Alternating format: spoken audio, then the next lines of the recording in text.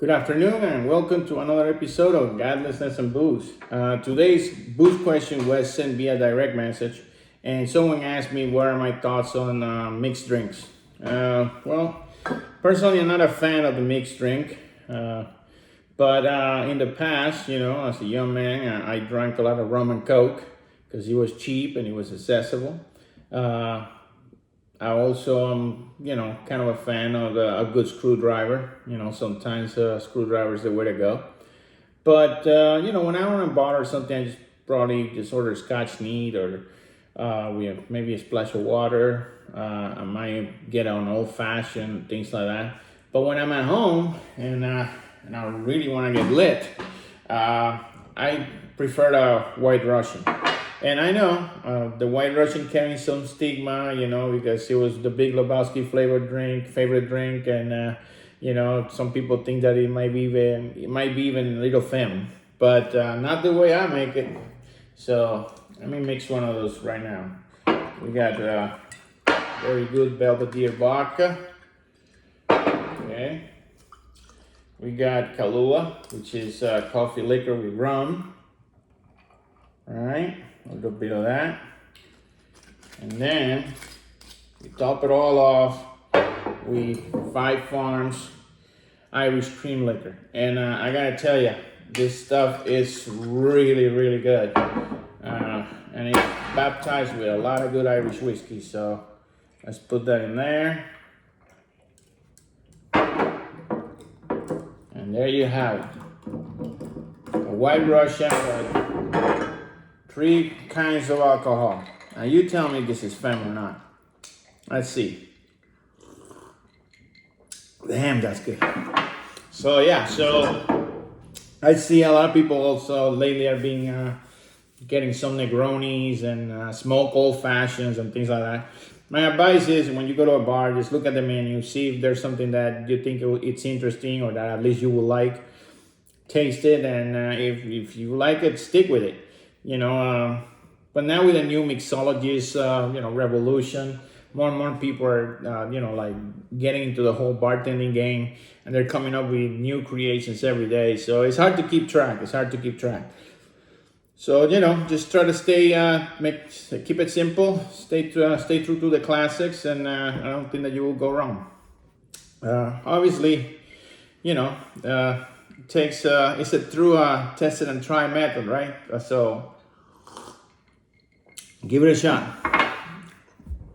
The second question, it's the religious question, and it was quite shocking to get this one.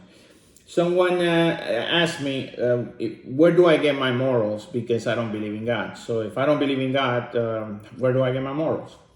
And like my mom used to say that no question is stupid, but sometimes you have to wonder, because basically what this question implies is because I'm an atheist, I don't have morals. I cannot discern what's good from bad, from evil. Like I I don't have the mental capacity to determine by myself what will be a good thing to do against an evil thing to do. And I think that it's that kind of mentality that actually make us atheists, sometimes resent religious people.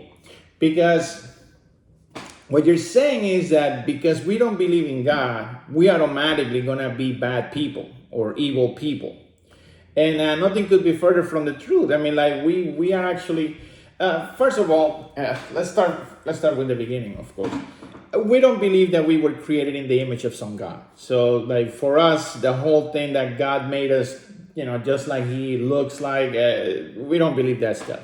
If anything, we actually have a little bit of a problem with that. And we like to complain because why the hell did he give us Disneyland this far from a raw sewage plant? So that doesn't make any sense. We are what we are. We're here and we're doing the best we can with what we got, right?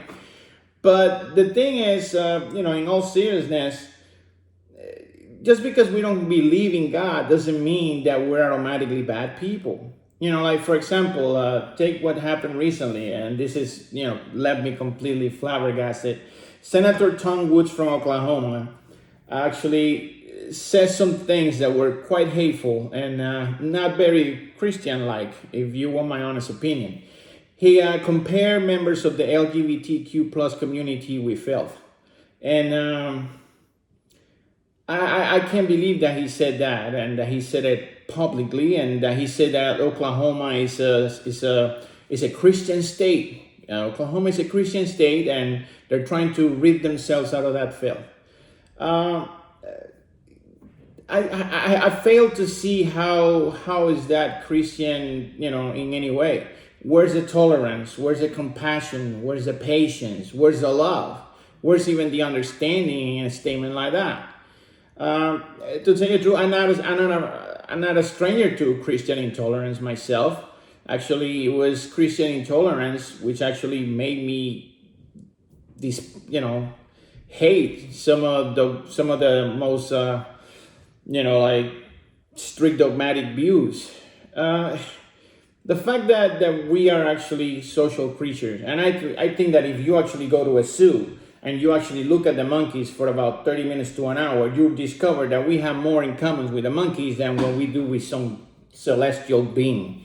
You'll see the mom monkey just trying to take, stuff out of the little monkey, and you'll see one monkey that is unruly and behaving in a way that is not conforming to the rest, stealing other monkeys' bananas and things like that.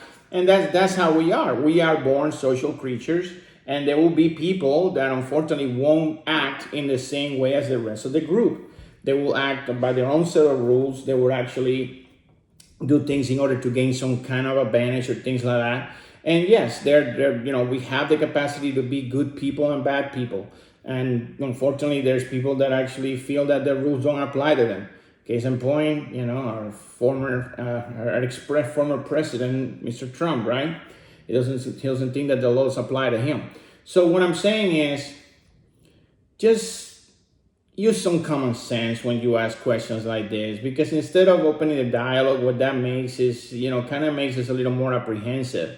Kind of makes us a little reluctant to even engage in conversation, because automatically saying that we don't have morals because we're atheists, it doesn't make any sense. So you have an atheist, a religious friend, or if you're a religious person watching this and you have an atheist friend, just ask them normal questions. How are your kids doing? How you been? Are you okay? Those are legitimate, I will say Christian-like questions to ask, instead of just saying like, well, if you don't believe in God, where do you get your morals from?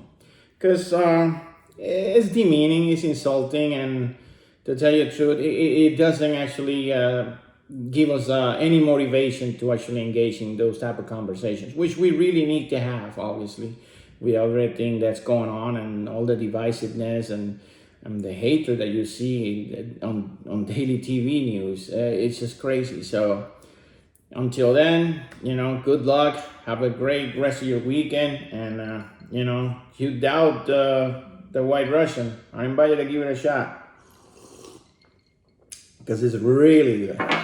Cheers.